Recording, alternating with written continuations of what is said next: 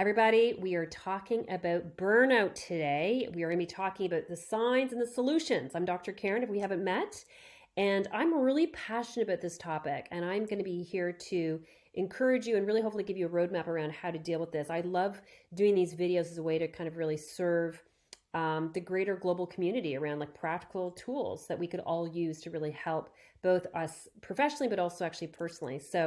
And if we haven't met, I've got a unique skill set in this because I am a registered health professional. My doctorate in marriage and family, but I've been doing executive coaching and we work with global companies. And so this is something that we see consistently when we work with a lot of our companies that we coach, is the topic around burnout. And so this is a big, big topic. And every week we do different videos based on with what our clients are saying. This is with what is relevant. This is with what we're actually experiencing. So I'm going to be drawing a little bit from my book, The Three Chairs, if you haven't read it. There's a whole chapter in there around well-being and burnout in particular, and so I'm going to be drawing from it. But I'll be giving you a little bit of some of the highlights I want to kind of highlight for you. So the first thing I want to do is just kind of explain just how prevalent this is, and this kind of comes out of my book, page 115, out of The Three Chairs. This is from the Washington Post. This is 95% of human resource leaders say burnout is sabotaging workplace retention, often because of heavy workloads. 95%. 95, everybody. Okay, so let's just kind of start with some numbers. I love good data. This one comes out of Stanford University. They basically said that after employees hit the 50-hour work week, productivity just completely plummets. And it's also connected to absenteeism as well as employee turnover. So I'm going to be unpacking all this in the next few minutes, but just really want to highlight. The research comes out of National Institute for Occupational Safety and Health, said that in companies with high overtime, 54% of absentee rates above 9% and productivity declines as much as 25%. So the idea that we just push our employees is not good business, and it's not great people skills, and it's terrible for your culture, and there's a lot of problems with this. All right, so we just want to kind of take a pause, step back, and really look at the problems. What certainly is burnout, but what are the problems? How is it really affecting us both professionally or in our business, obviously, but with our people as well? So when we actually look at in terms of what the signs are, and I'm sure, if you haven't experienced burnout, I'm sure you know somebody who has, whether it's a colleague, a family member, a friend. And so there's lots of different signs. When I first started my practice 25 years ago, I worked in a medical office and with 4 different physicians. And this was something that we saw a lot of. This is before I actually started doing corporate executive coaching. And so it's really interesting because it will look a little bit differently depending on the person. But, some of the things are emotionally, a lot of times people feel flat, disengaged, low energy, hopeless, depleted, exhausted. That will then impact their performance. Productivity goes down, motivation goes down, decision making, which is really big, goes down. So basically, anybody who's interested in high performance, just logically look at that. Everything starts to plummet. So that is not good.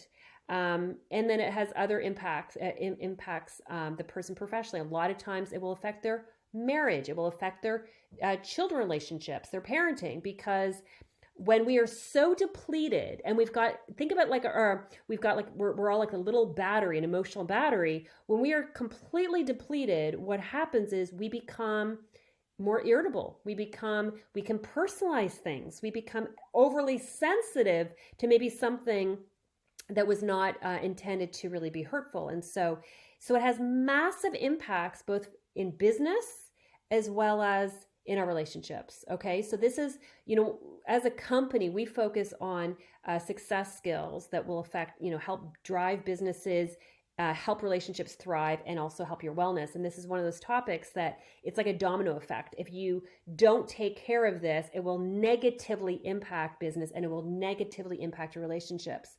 The great news is that the opposite is also true. So that if you actually can really set up good strategies, we're going to be talking about what those are in just a few minutes, then it can positively impact business, and it can positively impact your relationships both at work and at home. All right. So that just kind of gives you a little bit of a high level. So what are the solutions then? And if you're liking this content, be sure to sign up for our YouTube channel so that you're notified with our other videos.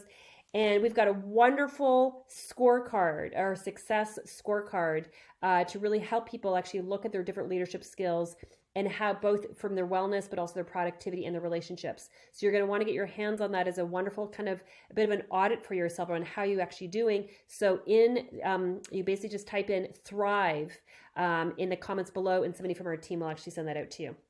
All right, so what are the solutions? There's a couple that I want to highlight for you, kind of high level, and I again talk about it in my book. It's now we're talking about page 117. Everybody, if you don't have the book, go get the book. You can get off of Amazon. Okay, so the first thing is, and this is something we see with a lot of companies, is they're like, okay, we've got to do like a wellness program. So let's get out the ping pong table and the games table, and let's be a cool working environment, and that's going to help with culture. The challenge. And we work with companies all around the world. We see this, is that it's like a little checkbox, but it's not really ingrained into the culture, and nobody's really using the ping pong table. And a lot of times it actually comes across as very manipulative, where, okay, we're going to kind of create a good wellness culture, but we're still going to expect people to work 80 hours a week. So you got to pay attention to this. And so, but people will often, and again, I talk about this in the book. So people, a lot of times companies will start with an external wellness program. They'll have like a games room, or they'll have like nap rooms, or they might have like the newest technology, trying to kind of be very kind of current and relevant. But those are all external. And what I'm about to say you may not like. I'm just speaking from the truthful perspective, and certainly with what we see and what the science tells us, is that if you're only really focusing on the external wellness programs, it will not work. People will not, they will see right through it. It's like a Band-Aid to a problem. To really address the burnout issue, to really address the wellness issue within an organization, you've got to look at internal programs. That is really, you've got to really go deeper and much more authentic and genuine with this topic. So what are the internal wellness programs? Again, I talk about this page 117. The first thing is, and I'm going to give you three. I'm just giving you this is like a little summary. Isn't this fun, everybody? It's like a little summary with the author. All right. So the first one is, I want you to really look at your workloads. Look at the workloads, look at the time management. We do a lot of this with our executive coaching, especially when we're working with senior leadership teams. And you have to be honest with yourself as a team. Are the requirements, the expectations, are they realistic? Do people have too many priorities? Because if they have too many priorities, you know what happens? They feel overwhelmed, then they kind of shut down. Okay, so you want to be really, really mindful of that. And so you want to look at, what are you doing internally to really teach all levels of leaders how to prioritize? When you think about good business, it's about getting real clarity on with what your vision is, what your goals and your priorities are, and saying no to everything else. That is the tension that we all experience in business. And so you want to teach your teams how to do that. All right. You want to teach your teams how to be ruthless in your prioritization, because if you have too many priorities, essentially you have no priorities. And so that is a really important skill set that you can actually start teaching your teams. Number two is really look at your teams and your relationships. When I first started doing work in organizations and really expanded our company from family systems into organizational systems, this was kind of my entry point. This was my area and is my area of expertise, which is understanding the multi-generations. And it was very, very obvious to me that there were certain managers that were phenomenal at managing the multi-generation, specifically Generation Y or millennials, and others that were really not great at it. And it came down to emotional intelligence. I'm going to unpack that in the scorecard that all of you that sign up for it, you will get that. Again, just put Thrive in the comments and you will get that. But managers who are really great at retention and engagement, they had mastered and were in the process of mastering their emotional intelligence. And this kind of goes back, this kind of goes to the second point, is that you really want to pay attention to what are you doing to properly train your managers? Because if you don't properly train your managers and they don't learn how to give effective feedback, how to receive feedback, how to build trust with your teams, how to have a solution focused mindset, if you don't have all of that in place, then what happens is the relationships will cause enormous amount of conflict. And, I often tell when I do speaking at conferences, if you want to save yourself time, then you need to learn how to deal with conflict quickly. Because when conflict is unresolved, it causes an enormous amount of stress and it takes up a lot of time. And all of that is going to impact your wellness. And so really look at what are you doing to properly equip and train your managers in particular in terms of their emotional intelligence skills to properly and effectively manage. And if you need some help with that, that's what we do as a company, and we are happy to help. So that's not the second thing I want you to pay attention to. The third thing to really, again, help yourself with your wellness, your well-being, is to really look at control. So control is an interesting thing. And I've done other videos on anxiety, because anxiety and control are little besties. They hang out all the time. When we're talking about wellness and well-being, control is a really big issue. People need to have a sense of control in their life. They've done a lot of research around this. And so you want to make sure that you're teaching, again, your team members and you as an individual, that you actually are really understanding what are the areas you can control, what are the areas you can't control, and put all of your energy and focus on the things you can control.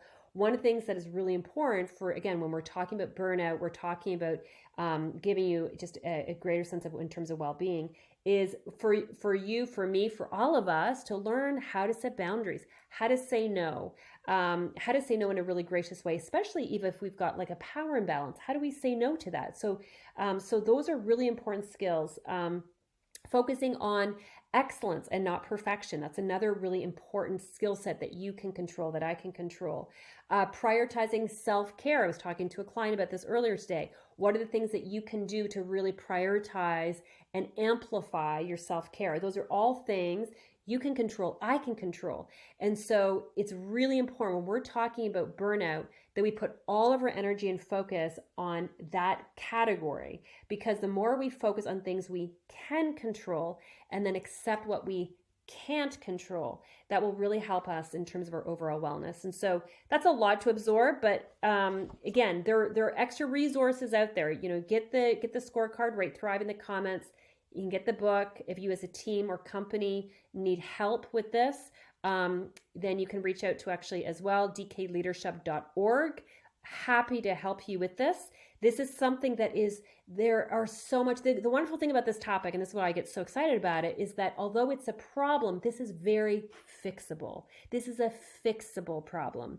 And so let's acknowledge the problem, but then shift gears and focus on solutions. And what can we do as a company, as a team, as a manager, and as an individual? What can we do to really increase our wellness and well-being and our productivity? Because it will actually increase our productivity and actually reduce our stress. So if you like this video, and I hope you do, make sure you subscribe and check out our other YouTube videos. There's lots. And if you have a topic you would love us to cover, make sure you put that down in the comments as well. Thanks, everybody. And I'll see you at one of my next videos.